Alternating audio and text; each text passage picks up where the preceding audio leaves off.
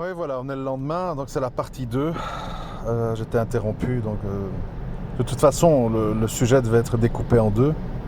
Maintenant qu'on a planté le décor, au niveau des protagonistes, des aspects judiciaires, psychologiques et autres, je voudrais maintenant venir en fait avec, j'aime pas dire ma version, parce que bon, je suppose que je suis pas le seul, mais je veux dire en tout cas mon analyse, pour ceux qui pensent que j'analyse bien, mon analyse en fait des faits sur qui est coupable, qui ceci, qui cela. Alors évidemment, ce n'est que pure spéculation. Certains protagonistes sont morts, donc on saura sans doute pas la vérité. Mais bon, dans mon angle d'analyse, j'arrive à certaines conclusions qui sont quand même assez différentes de ce que j'ai pu entendre dans les médias. Bah, pas différentes dans le sens de Dutroux, mais différentes par rapport à l'implication et la gravité des faits. Alors je m'explique.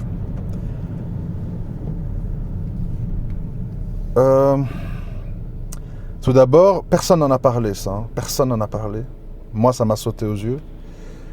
J'ai été très interpellé du fait que la maman de Dutroux et son père supposé, puisque la maman était très volage et n'est pas sûre de qui est vraiment le père, bon, quand même un facteur non négligeable pour moi, mais bon, bref. La maman donc était très dominante, égoïste, égocentrique, etc.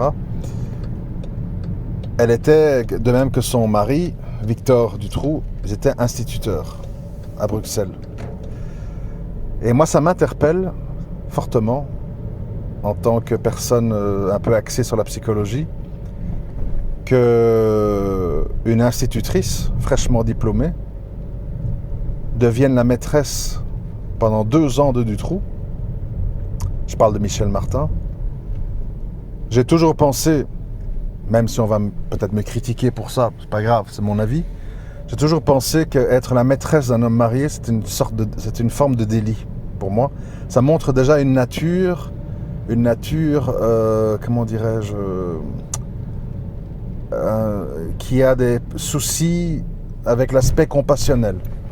Parce que, bon, une maîtresse, fatalement, elle ne pense pas à la femme en légitime, aux conséquences, aux enfants. C'est-à-dire qu'elle tire beaucoup la couverture vers elle en se disant « le gars me plaît, bon, physiquement, oui, ou me fait jouir sexuellement, j'en sais rien. Et il me le faut, quoi, et tant pis pour les conséquences. » Donc pour moi, déjà, le fait que Michel Martin était institutrice comme la maman de Dutroux, c'est pas anodin. De plus, le fait qu'elle ait été la maîtresse pendant 2-3 ans, je n'ai pas les chiffres exacts en tête, mais c'est plus ou moins ça, montre déjà un état d'esprit. Et suite au divorce de Dutroux, elle le rejoint à Charleroi. Et quand je dis rejoint à Charleroi, c'est un aspect important, parce que moi, je fais partie des gens qui pensent qu'il existe des murs invisibles entre les classes sociales, entre les habitants. Un Liégeois n'est pas un Namurois n'est pas un Montois n'est pas un Carolo, et un Carolo n'est pas un Bruxellois. Sur plein d'aspects culturels, habitudes et autres. Donc pour moi, ça a une importance. Vous allez comprendre pourquoi je dis ça pour la suite de ce que je vais dire. On va me dire que je vais très loin, mais bon, c'est mon droit d'aller très loin. Je n'ai pas l'habitude dans mon travail, sur tous les sujets que j'aborde, de rester en surface. Ça ne m'intéresse pas. Ce qui m'intéresse, c'est d'aller en profondeur. Donc, elle est une maîtresse pendant 2-3 ans. En gros, elle vole le mari à Françoise Dubois, je crois qu'elle s'appelait, sa première femme, à Dutroux. Pas sûr, hein, mais plus, je pense, de mémoire. Donc pour moi, ça veut déjà dire quelque chose. Bon. Ensuite, c'est une Bruxelloise qui quitte Bruxelles pour Charleroi. Et là, je crois que le tout public n'est pas au courant. Là, elle va quand même activement participer à toute une série de délits. Pas en tant que femme soumise, qui subit, qui a peur, je sais pas tout quoi. très très actif. Elle reste avec, elle ne le dénonce pas. Elle prend la caméra pour filmer le viol des jeunes filles slovaques mineures et compagnie. Bon, c'est une délinquante en fait. C'est une délinquante, une perverse. Moi, j'adhère pas du tout à la thèse de Michel Martin, victime, la pauvre fille, etc. On est à une ère, bon, vous savez, je suis passé par là, donc je connais bien la chanson. On est dans une ère où les femmes vont à la police, elles peuvent couler un homme pour un bleu, elles vont jamais dire je lui ai jeté des casseroles à la tête, je l'ai insulté, je l'ai méprisé. On va venir vous chercher avec les menottes, on vous fout au cachot, vous vous retrouvez devant un juge d'instruction. Enfin, moi, je n'adhère pas du tout à la thèse des femmes victimes qui n'ont pas de solution, qui ont peur de leur mari, etc., etc. Il existe plein de centres, enfin là où j'habite, en tout cas, il y a plein de centres pour les femmes battues, avec des maris alcooliques, elles sont là avec leurs gosses, le mari n'a pas le droit de rentrer, sinon il y a la police. Enfin, bref, moi, toute cette thèse, j'y crois pas, pas du tout. Et moi, la thèse que j'avance, et je vais expliquer après pourquoi les ramifications, la thèse que j'avance, c'est qu'en fait, je sais que ça va paraître un peu choquant, c'est pas grave, c'est qu'en fait, au contact de Michel Martin, Dutroux a aggravé ses pathologies, a élargi ses ambitions délinquantes, il a été appuyé, assisté, secondé, et Dieu sait quoi d'autre qu'on ne sait pas. Parce qu'en fait, malheureusement, parce que de nouveau c'est mon avis, je pense que Dutroux a fait ce qu'il a fait, mais je pense dans ce qu'il a dit au procès que tout n'est pas acheté. Et d'ailleurs ce procès, enfin, je vais en reparler. Alors, arrive quand même, bon je ne suis pas devant Wikipédia, donc je fais tout de mémoire, arrivent quand même des faits très étranges. Dutroux va 1 fois 2 mois en prison, puis il sort, puis ils sont tous les deux condamnés lourdement. Lourdement. Dutroux prend 13 ans et demi et Martin prend 5 ans. C'est pas anodin pour des histoires de mœurs, c'est pas banal du tout. Hein. Je veux dire, pour qui connaît un peu le milieu carcéral, judiciaire et tout, franchement, pour des histoires de mœurs, pour un homme, prendre plus que 10 ans, c'est costaud. Et pour une femme, en général, elles ont du sursis ou elles sont, je sais pas, elles ont une peine symbolique. Mais 5 ans, je connais pas le dossier des filles slovaques, mais ça devait pas être triste, franchement. Surtout que je pense qu'ils ont dû aller en appel, donc c'est une peine confirmée. Bon. Alors, qu'est-ce qu'on constate? Michel Martin fait 2 ans sur 5, bon, à la limite. Mais alors, le plus surprenant, c'est Dutroux, qui, je pense, de mémoire, genre 1 ou 2 ans après, sort aussi. C'est quand même assez hallucinant. Surtout qu'après, il retombe pour des histoires d'harcèlement à la patinoire de Charleroi, et il sera libéré immédiatement, comme si de rien n'était, alors qu'il a un lourd passif, puisqu'il a pris 13 ans et demi. Alors moi, ma conviction, elle est claire et nette. Je pense que tous les deux, ils ont eu une peine réduite, et n'ont plus été inquiétés depuis, avant les faits Julie Mélissa et compagnie, tout simplement parce qu'il y a eu un genre d'arrangement. Arrangement avec qui? Arrangement qui suppose quoi? Je ne sais pas, mais il ne faut pas oublier un point qui, selon moi, est important. Michel Martin sort de prison 1 an et demi, 2 ans avant son mari. Que fait-elle durant ces 2 ans? Qui fréquente-t-elle? Point d'interrogation. Personne n'en parle, personne ne sait. Pour moi, c'est important. Parce qu'il se passe quelque chose à ce moment-là. Et je pense qu'il se passe... de nouveau, ce n'est qu'un avis personnel. Et je vais dire pourquoi j'ai cet avis. Je pense que d'une façon ou d'une autre, Michel Martin, elle entre en connexion avec Nioul. Alors, pourquoi je dis ça et pourquoi je pense ça? Moi, je crois très fort aux classes sociales, je vous l'ai dit, hein, aux appartenances culturelles, etc. Et il ne faut pas oublier que tout ce beau monde, Michel Martin, Michel Nioul, et même le juge, bon, je ne connais pas son nom, qui héberge Michel Martin en ce moment, sont tous des gens qui proviennent du même coin. En effet, il faut savoir que autour de la patinoire de Forêt, là où patinait parfois Dutroux, qui venait jusque Forêt pour patiner, apparemment c'est une grande passion de Dutroux de le patinage, c'était aussi un endroit où il pouvait draguer, etc. Michel Martin a rencontré Dutroux à la patinoire de Forêt, et qui avait sa radio pirate à côté de la patinoire de Forêt, c'était Michel Nioul. Ça, on n'en parle pas beaucoup non plus. C'est très étrange, n'est-ce pas, que on ait une radio pirate à côté d'une patinoire fréquentée par Dutroux et Michel Martin.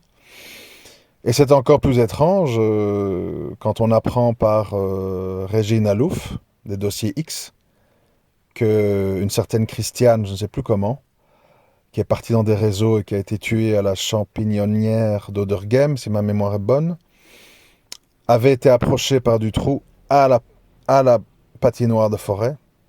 Et cette Christiane fréquentait et passait régulièrement dans les locaux de la radio pirate de Michel Nioul.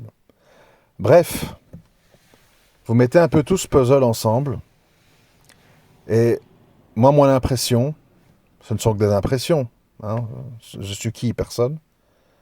Mon impression, en fait, c'est qu'à un moment donné, durant le temps où elle était libérée et que Dutroux était encore incarcéré, je pense que Michel Martin est rentré en contact avec Nioul et qu'elle a présenté ce monsieur à Dutroux.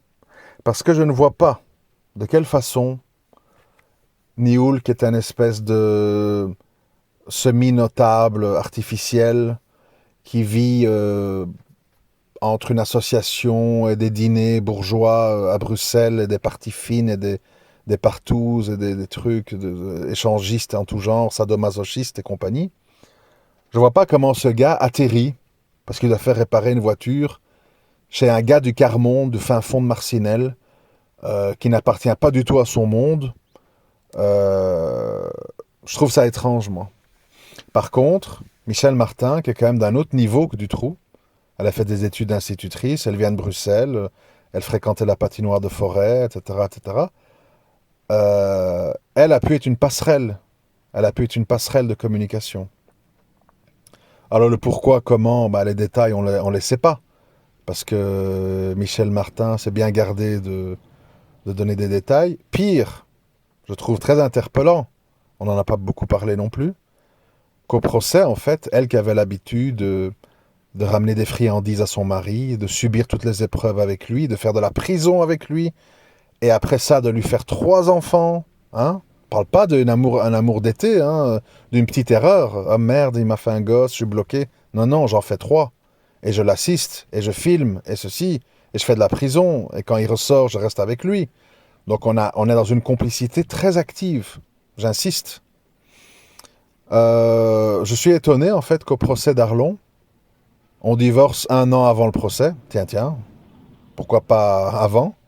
Pourquoi c'est 1 an avant le procès? Certainement sous les conseils de son avocat.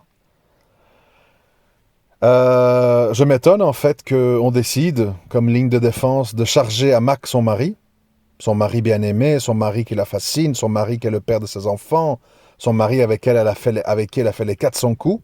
Tout d'un coup, on le défend plus. On lui met tout sur le dos. Et on blanchit à outrance Nioul. Je trouve ça étrange. Très étrange. Évidemment, personne n'insiste dans tous les documentaires que je vois sur une petite anecdote que j'ai dû vraiment trifouiller pour la trouver. Le fait qu'au procès d'Arlon, le juge d'instruction Bourlet, de même que 7 jurés sur 13, voulait impliquer Nioul dans les repérages d'enlèvement, etc., et de sa présence à Bertry. Eh ben non.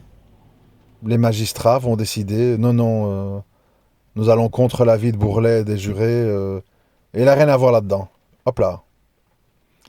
Donc bon, vous savez, à un moment donné, moi je veux bien, vous voyez, je veux bien être neutre, etc., mais il faut voir la réalité en face. La réalité, c'est que pour une raison ou une autre, Michel Martin s'est rangé du côté de Nioul. Elle a lâché son mari, avoir demandé le divorce juste avant le procès? Pourquoi le lâcher maintenant alors qu'elle a eu plein d'occasions dans le passé de le lâcher pour des faits qui étaient tout aussi graves, voilà. Et je rajouterai ceci, tant qu'on est dans ma vision des choses. Lors de la prochaine, c'était quand? Lors de l'incarcération suivante de Dutroux, pour des histoires de vol de camions, je ne sais plus quoi. Donc la version officielle, c'est que Michel Martin avait peur d'être complice et que donc elle n'a pas été nourrir les enfants dans la cache et qu'ils sont morts de faim. Bon. Il y a quand même, comment dirais-je, il y a quand même un avis politiquement incorrect qui circule chez plusieurs personnes bien au fait de l'affaire, qui veulent pas toujours être nommées, c'est leur droit.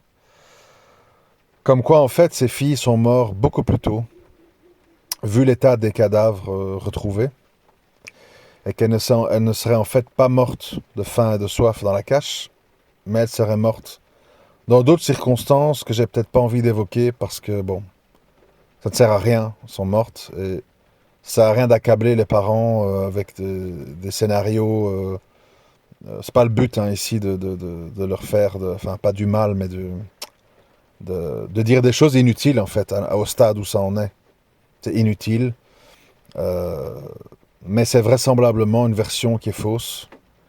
Il y a beaucoup de choses qui sont fausses dans cette histoire. Euh, peut-être que, je sais pas, peut-être que Michel Martin s'est dit, en défendant cette thèse, je passe juste pour une qui a eu peur et qui était sous la domination de son mari, et pas pour une complice active de Nioul et des réseaux et compagnie. Je ne sais pas. Mais en tout cas, voilà, ma conviction, c'est que Julie et Mélissa sont mortes longtemps avant, dans d'autres circonstances. Bon, c'est pénible sans doute. Et que la version de Michel Martin est tout simplement fausse. Et ma pensée, bon, vous avez compris en écoutant tout ce que je raconte, ma pensée globale de cette affaire, c'est que on a un Dutroux qui est ce qu'il est. Bon, c'est un gars un peu rustre, un peu manipulateur, un peu dragueur, qui voit un peu les femmes, peu importe leur âge, comme du bétail. Voilà, tu veux quoi? Une fille de 15 ans, ben voilà, etc. Un gars du quart-monde, hein, qui vit dans les ferrailles, dans les terrains, dans les travaux, dans les camions. Voilà un peu le tableau, quoi. Mais on n'est pas, comme l'ont dit certains psychiatres, et je suis assez d'accord avec eux, on n'est pas en présence du pédophile complexé et qui n'a des érections que devant des enfants. Non, c'est pas ça du trou. Du trou, c'est pas ça. Du trou, c'est juste un gars très, très, très égocentrique, très narcissique, qui transporte, comme nous tous, mais à sa façon, les blessures de sa jeunesse et de son enfance, et qui, une fois au contact de Michel Martin, vous savez, la vie m'a appris ça aussi. Souvent, quand on voit une femme comme ça, un peu frêle, avec les dents en avant, un peu, voilà, on dit la pauvre. C'est pas aussi simple. Il y a des femmes sous des apparences très soumises ou très, comment dirais-je, victimes, qui cachent des grandes perversions en elles. Et il fait pas l'ombre d'un doute, je me répète encore une fois, selon moi, je répète, selon moi, qu'une femme d'abord qui prend le mari d'une autre, qui reste dans l'ombre 2-3 ans, et puis qui l'accompagne dans tous ses délires, kidnapping, viol, cassette vidéo, etc., et qui va en prison avec lui, reste avec lui après la prison, et continue en fait. On me fera pas croire qu'à notre époque où il y a tellement d'associations, de ligues de femmes battues, SOS, machin, enfin, je ne vais pas entrer dans les détails, mais croyez-moi, ça foisonne d'organismes tout prêts à saquer un homme dès qu'une femme se plaint, à tort ou à raison, parce que bon, il y a aussi les vicieuses et capricieuses qui en jouent pour démolir la vie d'un homme, socialement et économiquement. Et donc, on ne me fera pas croire cette thèse-là. Et donc, je pense à une autre thèse que Michel Martin a une certaine forme de perversion aussi, une certaine forme de jouissance dans tout ça aussi,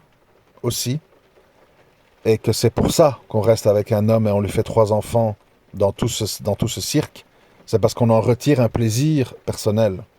D'ailleurs, ce qui atteste de ce que je pense, c'est que, bon, je n'y étais pas, mais de ce que j'ai entendu, Michel Martin, au procès, n'a pas fondu en larmes, n'a pas, ne sait pas, n'a pas été défaite, quoi.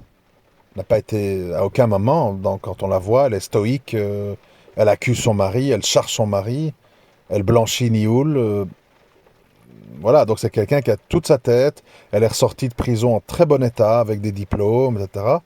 Et alors, couronnement des événements magiques et uniques, on a un juge, un ancien juge, communiste athée, franc-maçon sans doute, qui dit « je ne crois plus en Dieu, je crois en l'homme », etc. Je connais pas son nom par cœur, mais enfin bon, Christian quelque chose, Panier, je crois, un truc comme ça. Je ne suis pas sûr, donc voilà, il faut aller vérifier. Événement unique, Michel Martin a l'immense privilège d'être la première femme qui prend 30 ans pour kidnapping, assassinat, non-assistance, machin, à trouver les grâces d'un juge qui estime que par humanisme, elle mérite de pouvoir louer un petit appart chez lui, dans sa ferme. Je ne sais pas si vous avez déjà entendu que des anciens criminels, femmes ou hommes, sont reçus chez un juge. Ce juge n'avait pas d'autre cas sur lequel s'apitoyer, qui pouvait loger chez lui. Je sais pas. Je trouve ça bizarre, moi. Je trouve ça très bizarre. Pendant ce temps-là, notre ami Nioul s'était envolé à Zeebrugge, où il avait ouvert une association et coulait des jours heureux en face de la mer, tranquillou. Bon, évidemment, tout le monde meurt un jour, donc il est mort maintenant, je sais pas de quoi. Hein. Et voilà. Alors bon, évidemment, je comprends complètement Gino Russo et son épouse, parce que je m'aligne sur la position que on se fout de notre gueule sur plein de trucs. On veut pas la vérité, on brouille les pistes, et au final, ben, on a simplement un petit ferrailleur, délinquant pervers qui prend pour tout le monde, quoi, tout simplement. Même le pauvre lièvre qui était SDF, qui voulait un toit et à bouffer et des pilules d'ecstasy, a pris 15 ans, quoi. Enfin, a fait 15 ans, je sais pas combien il avait pris. Donc voilà, ça prouve bien qu'il y a des gens, qui payent cher, il y a des gens qui payent moins cher, il y a des gens qui payent pas du tout. Puis il y a des gens qui sont bien reçus à la sortie, hein, qui sont avec des tapis rouges et tout. Malgré toutes les critiques, les menaces, les dangers. Je crois que le fameux juge, il a dit ça sert à rien de saboter ma voiture, j'irai au bout de mon principe d'aider à réinsérer Michel Martin. Bon. Tout ça, évidemment, moi, à la limite, personnellement, je m'en fous. Mais tout ça pose question. Parce que c'est tout à fait inhabituel. Tout est inhabituel. Nioul qui s'en sort sans rien. Martin qui charge son mari. Martin qui est logé, aidé, secouru par un ancien juge. Tout ça est assez exceptionnel. Bon.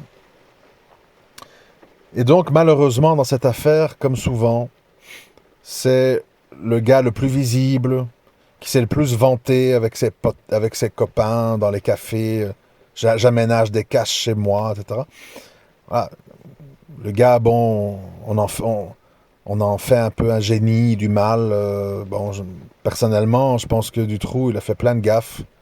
Je pense qu'il n'est pas spécialement intelligent. Manipulateur, oui, mais pas spécialement intelligent. Dans le sens que, bon, c'est pas...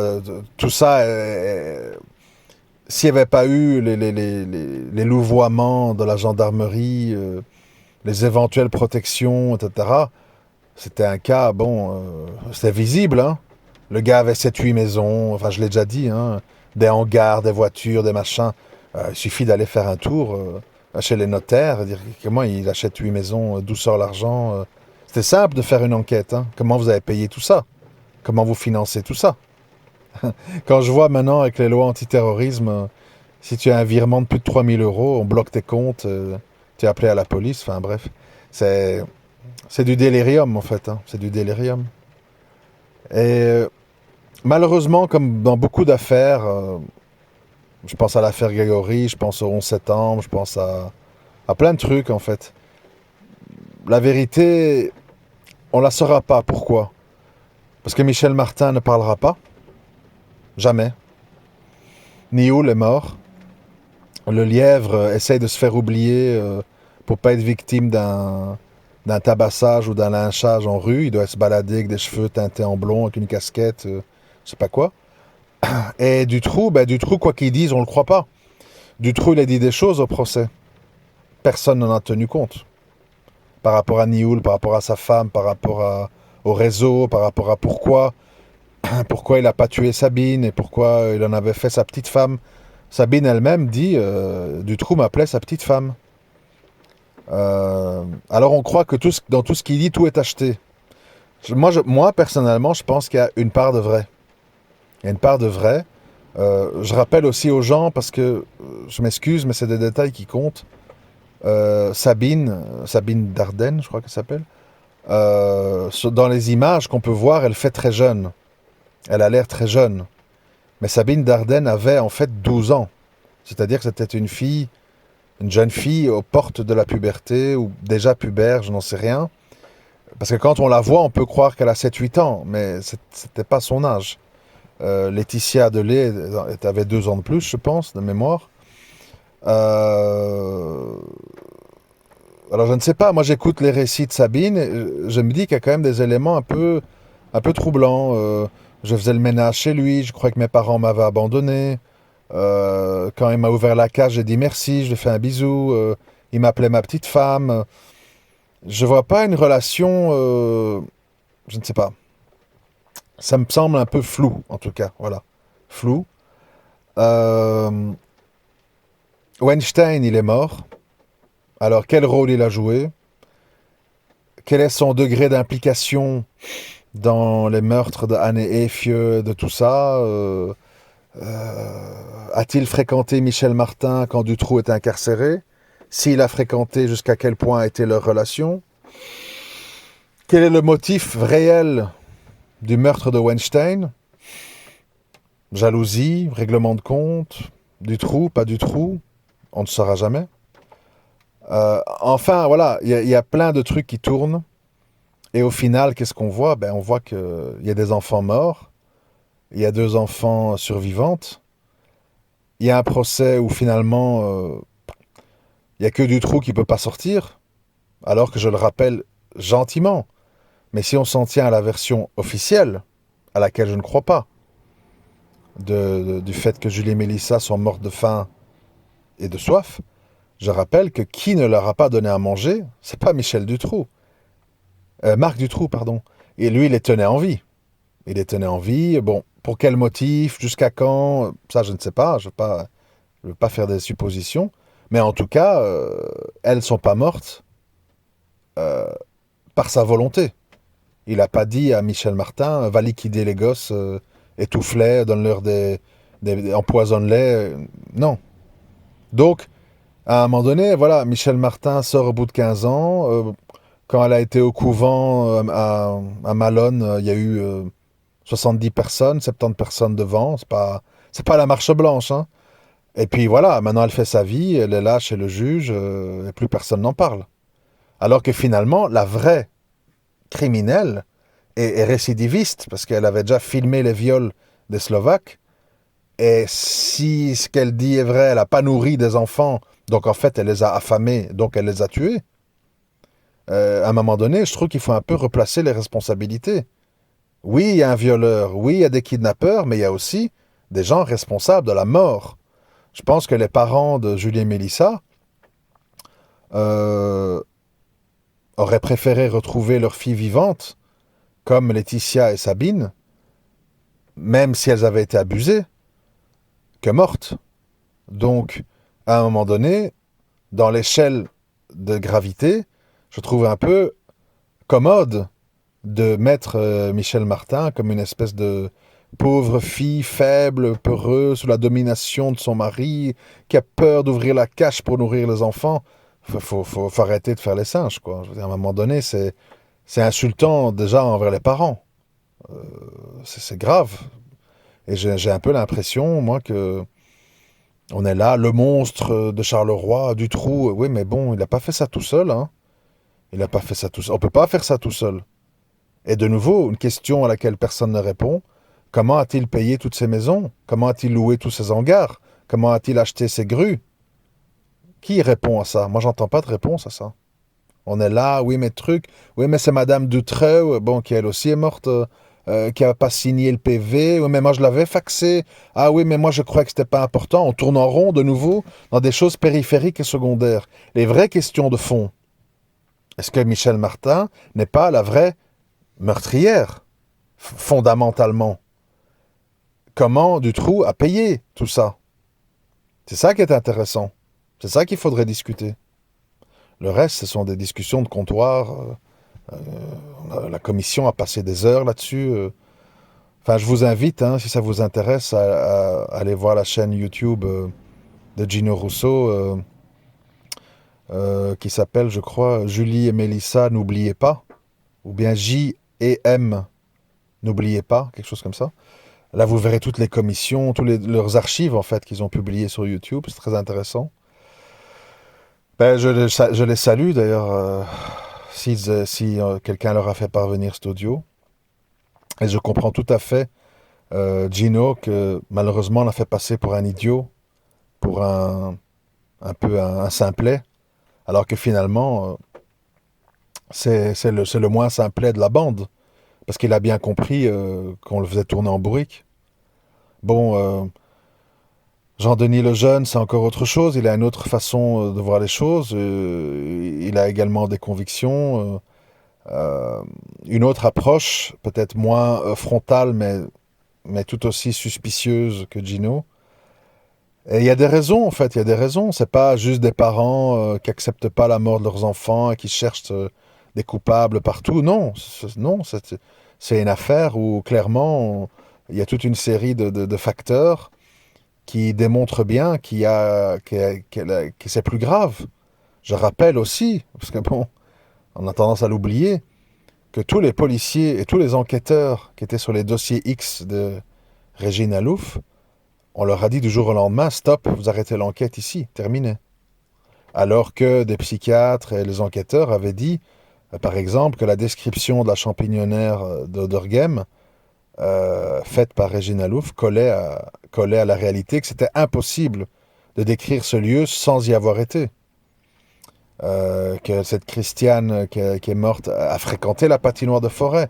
Le directeur de la patinoire avait vu Dutroux l'abuser dans les vestiaires. Et voilà, ce sont tous des faits. Les 12 témoins à Bertry qui ont vu Michel Martin et qui ont vu Michel Nioul pendant les repérages, boum, sac poubelle. Ah, ils affabulent. Ah, c'est des mythomanes. Ah, ils ont mal vu. Ah, il y avait la téléphonie. Quelle blague, la téléphonie. N'importe quel enfant de l'école maternelle sait qu'on peut très bien déléguer à quelqu'un d'autre son téléphone et avoir une couverture. Vous savez, il faut vraiment être un imbécile fini, même à l'heure des GSM et des smartphones, pour se faire attraper avec un téléphone. C'est tellement facile de mettre un téléphone chez un copain qui est loin du lieu du crime, et tu lui dis, fais 2-3 appels, envoie 2-3 SMS, et après vous dites, ah mais regardez, mon téléphone il a borné à telle commune. Hein. Ah ouais, mais t'y étais pas. C'est ton pote qui appelait, qui envoyait des SMS à ta place. Toi, t'as laissé ton téléphone à l'endroit. C'est tellement bête, c'est tellement simple. Évidemment, les gens sont tellement cons qu'ils se font attraper. La plupart des gens qui sont en prison, que j'ai pu croiser, ils sont là à cause du téléphone. Ah, mon téléphone a borné. Ah, ils ont vu. Ah, j'étais sur écoute. Voilà, c'est toujours la même chose, en fait.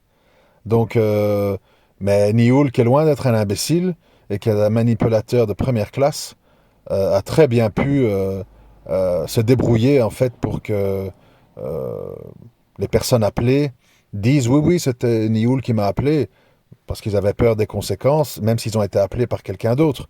Nioul a un énorme réseau d'amis, il a des maîtresses partout, sa voisine, machin, ça déborde. C'était très très facile pour lui. Donc c'est pas un argument. Moi je dis toujours, quand on a de nombreux témoins qui disent la même chose, c'est interpellant. Comme dans l'affaire Grégory, tout le monde met à la poubelle les 4 filles de la poste, collègues de travail de Christine, qui la voient poster la lettre, en disant qu'elles sont toutes les 4 folles, qu'elles ont mal vu, que c'était la veille, etc. Alors qu'elles disent non, non, moi j'allais en visite chez ma sœur le mardi. Et ma sœur, c'est là, elle habite en face de la poste, c'est pour ça que je l'ai vue.